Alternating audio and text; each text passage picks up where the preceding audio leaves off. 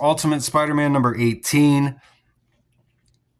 We got Peter and his son Richard, the Spider-Man here on the cover. Mysterio in the background, who is actually, speaking of Gwen Stacy, she is Mysterio in this book, if you were not aware. And I've done reviews of all the issues of Ultimate Spider-Man so far. This is one of my favorite comics. And we just found out this week that there's been a couple developments regarding the entire Ultimates line. We kind of already knew at the end of the first 2 years of this storyline, the Maker was going to return. That's what it's all been building to. So we've learned that at the end of issue 24 will be the final issue of all the Ultimate books that are still going at that point, including Ultimate Spider-Man. Although I'm sure Marvel will have a trick or two up its sleeve. We'll see. But so this series looks to be wrapping up with issue 24. And we found out that Donny Cates was actually tapped to write this series originally before he had some accidents and had to take a break from comic books, whatever was going on with him. So they handed it over to Jonathan Hickman, but he kind of kept some of the same premises that Donny had been working on and a few of the same ideas, including Peter and Mary Jane being aged up and being married and having kids and making this whole series kind of a more adult version of Spider-Man. So now I'd say my one critique mainly of this storyline so far is just MJ seems pretty easygoing about everything that's been going on. They've been completely displaced out of New York City and had to move into the desert, and she's just kind of going with whatever Peter throws at her, it seems like. Seems kind of weird.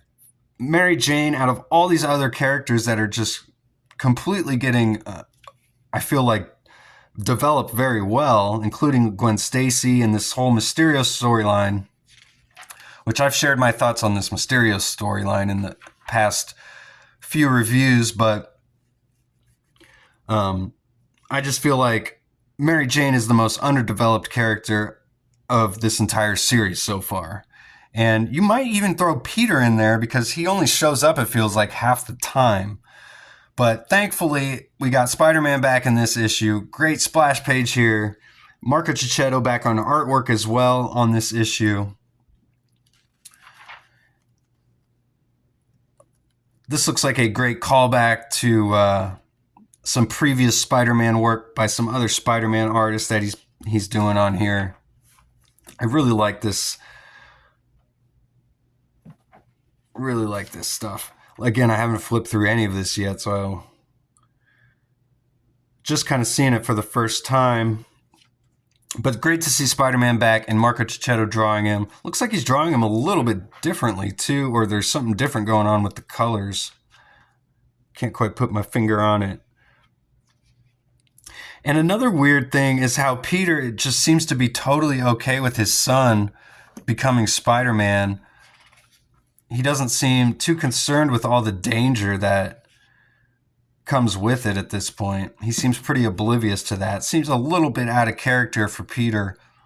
Although I guess we don't really know this Peter and Mary Jane as well, because they are all grown up and they're just kind of learning about this entire superhero business here for the first time.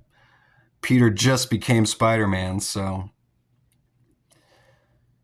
And this is the Black Cat here, Felicia Hardy of this universe, and she struck up a friendship with Richard Parker, even though she's working for Wilson Fisk. So a very tangled web being weaved here in Ultimate Spider-Man. And that's all I got this week. Again, this was